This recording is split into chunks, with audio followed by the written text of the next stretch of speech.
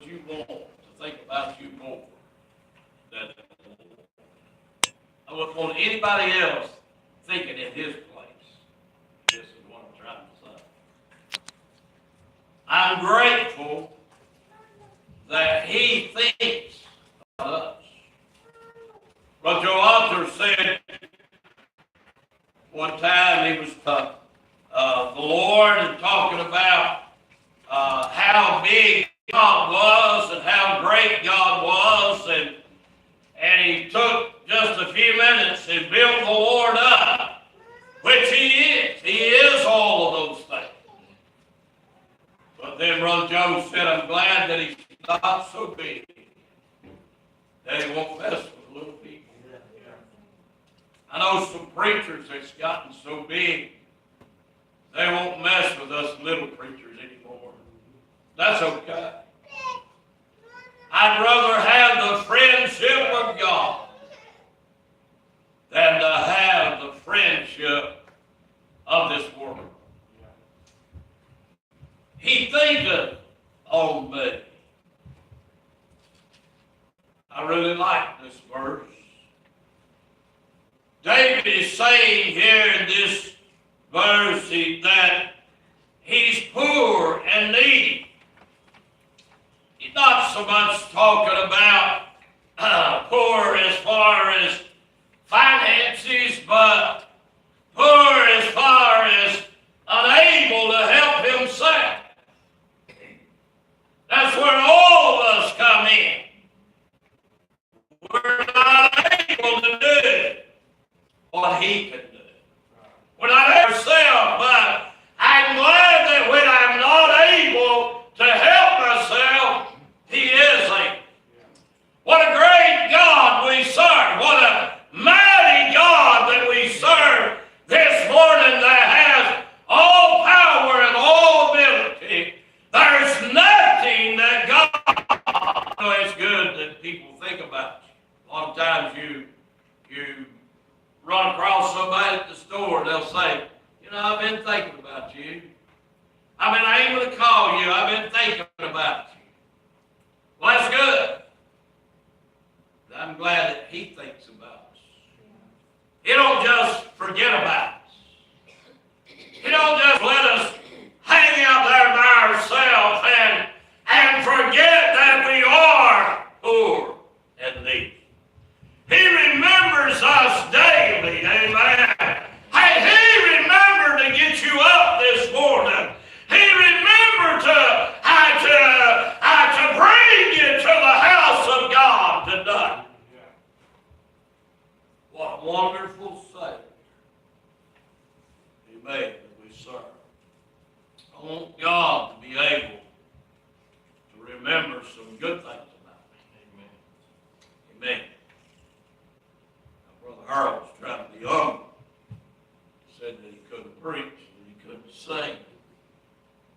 Actually, he done a good job at both. Amen. And, you know, we're a blessing to each other. We're a help to each other. I was thinking about a fellow a preacher friend of mine that's been dead many years now. But when I was pastoring my first little church, it was kind of down out of the way, down low. And there sure wasn't many preachers come by. If you come by that church, you're meant to come by. And but I had a preacher friend that he would just teach. And he brought a lot of encouragement to us. And he'd sing that old song, Count the Milestone, one by one. Aren't you glad this morning that we serve such a wonderful Savior? Amen. I want God to think good thoughts as he's thinking about me. I want him to have some good thoughts concerning my life and your life. Don't you? Amen. What a blessing it is to know that God would even have time to think about us. Sometimes, I'll be honest with you, I tell folks, I'll be praying about that. I'll be thinking about that. And sometimes I get busy. And sometimes that human side comes out. I forget. I know you don't do that. At my age, I do that. I know y'all a lot younger than I am, but you don't have that problem. But one day you will. And but I'm so glad that God has never quit thinking about us. He's never quit thinking about us. I'm glad this morning that I'm His child. And as His child, He's always going to think about us. There's nothing that touches the heart of a parent any more than their child. Amen. And we are His children this morning. But I want us to think about some things here that I'd like to mention this morning. That I want him to think about me. When He thinks of me, I want Him to think about me as a worker. Not a shirker, not a slacker. Amen. But as a worker. You know, we got a lot of folks in the world that don't work. And I'm not going to get off on that. But it's true. I told someone this week, I said, I'm just thankful to God that I can work. I'm just grateful that God has given me strength and given me the ability that I can work. The blessing it is to be able to work and to provide and to, because we have bad hands, amen. We like to eat. We like to wear clothes. All that comes with working. Amen. But I want the Lord to think about me as a worker, somebody that is doing something for God. And 1 Corinthians 3:9 says, for we are laborers together with God. Ye are God's husbandry. Ye are God's build. So it's kind of like a partnership with God. Hey, God has allowed us to be part of His work. We ought to be rejoicing in that this morning. You that teach. I know we've been a little low on children here recently. We got to work on that. We got to work on getting our children here. The other day, it came to me, it dawned on me one Sunday morning sitting here, that in 22 years I can't ever remember a Sunday that we didn't have not one Sunday school class downstairs. That's not speaking very highly of us. You say, well, we just can't help it. Can't we? Can we? Amen. I'm not going to get off track here. But it's okay. God help us to be a worker. Sometimes working is getting out of bed in the mornings. It's not always easy in the morning when that alarm clock goes off. Not everybody jumps out of the bed and does 35 push-ups and jumping jacks and excited to say, praise God, I get to go to work this morning. But we do manage to get up, don't we? And after a couple cups of JFG coffee, we managed to start the day. God help us this morning to remember that we're laborers together with God. I don't know anybody anywhere that I'd rather be laboring with than laboring with God. I have been blessed in being able to have some good bosses. They're not always good, but God has blessed me that I have had some good bosses. I've had one or two that wasn't good. appreciate the ones that are good. I guarantee you, you'll appreciate them real quickly that are good to you. But my bosses have always been pretty good to me. I appreciate that. I thank God for that. And so, as we labor for God, we'll have a better person to work with and to work for than to work for God. We ought to be rejoicing that we get to do something for God. You ought to count it a double honor that God would allow you to be able to do anything in His work.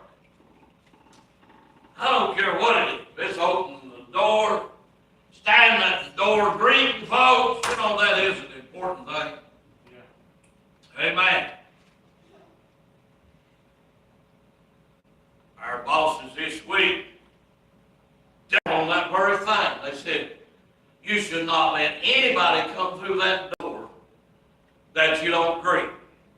It don't matter if you know who they are. It don't matter if you know that they work for a newspaper company and they're coming to, to pick up their ad. It doesn't make any difference. Open the door for them, greet them, and let them know we appreciate them being here.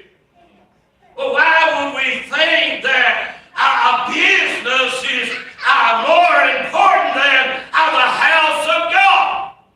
Yes, we know everybody that comes in, but what's wrong with greeting folks and saying, hey, it's good to see you.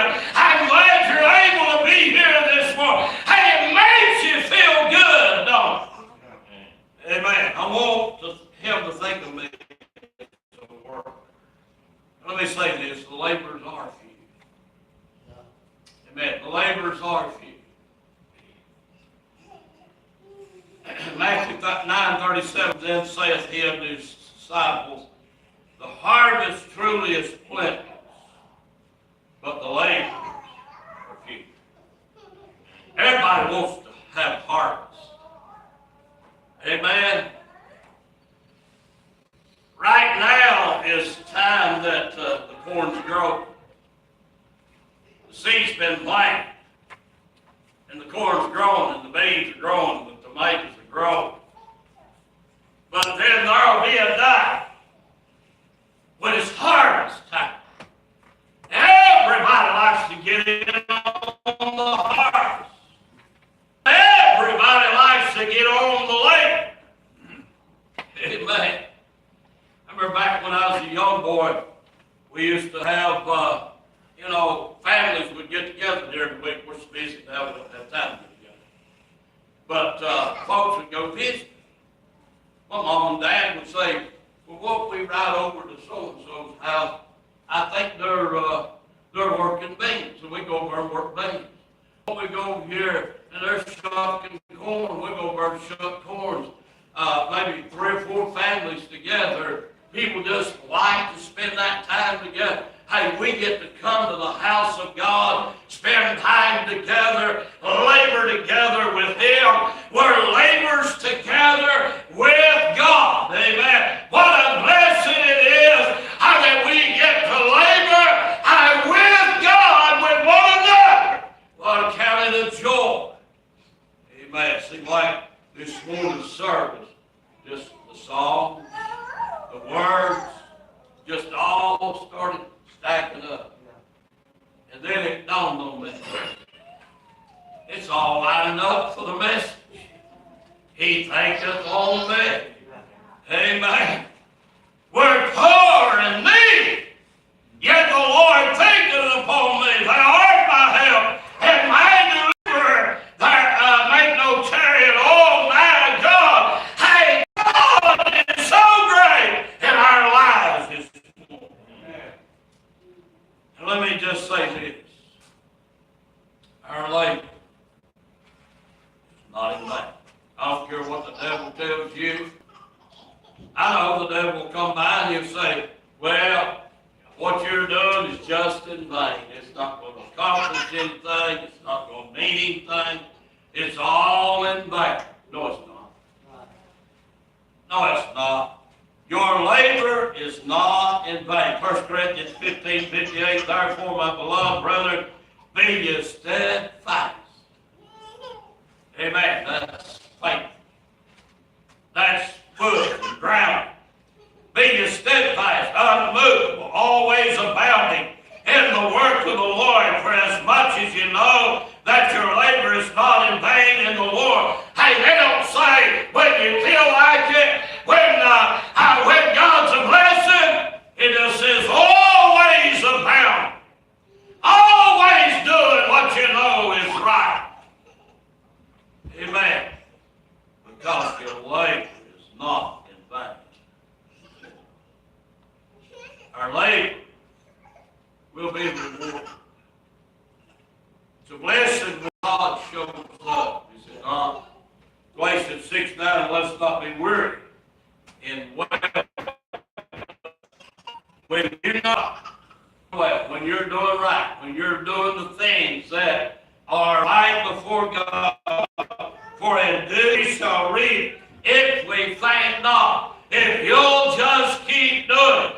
You say, well, I don't see the effect. I don't see the result. Hey, just keep doing what you know is right, and you will reap in due season if you faint not. That's the word of God. That's the word.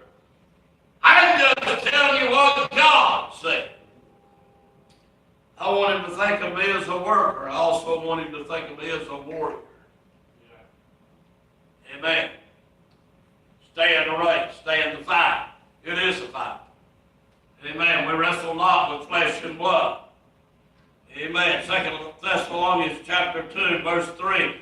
Let no man deceive you by any means, for the day shall not come except there come a fall away first, and that man of sin be revealed, the son of perdition, who opposeth and exalteth himself above all that is called God or that is worshipped, so that he as God sitteth in the temple of God, showing himself that he is God. Hey, we're living in a society that is trying to put God down and exalt man. Amen. But let me say, there's nobody like him. There's nobody ever going to take his place. Amen. I want to keep on fighting, don't you? Not ready to throw in the towel, not ready to quit, not ready to give it up. Just be a good warrior. When he thinks of me, I want him to think of me as a fighter, as a good warrior. I want to fight for the right things. You can't fight everything. I've seen some people that want to fight everything. Hey, pick your battles. Fight for what's right. Take a stand for what's right. Ephesians 6:12, not against flesh and blood, but against principalities, against powers, against the rulers of the darkness of this world, against spiritual wickedness in high places. Did you ever see such a day as the day we're living in? When it seemed like there is just a pressure that is on society this morning. Everybody's under a pressure. You know what? We're going home. So. Amen. If Jesus was to come today, amen, what kind of problems would you have then? Nothing. I want to fight the right thing. I want to fight the right way. Amen. I want to fight the right way. 2 Corinthians 10:4, for the weapons of our warfare are not carnal, but mighty through God to the pulling down of strongholds. If we'll fight the right way, take the right stand, God will bless that effort. Amen. I want him to think of me, not only as a warrior, but I want him to think of me as a witness. Hey, we need to be a witness in our day and let the world know there is something worth living for. There is a reason to live this morning. Hey, there is a reason to rejoice.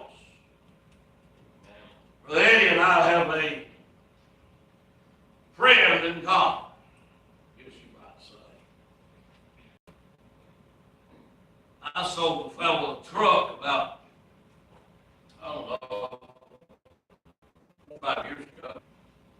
It was an unusual. Sometimes I like a good challenge.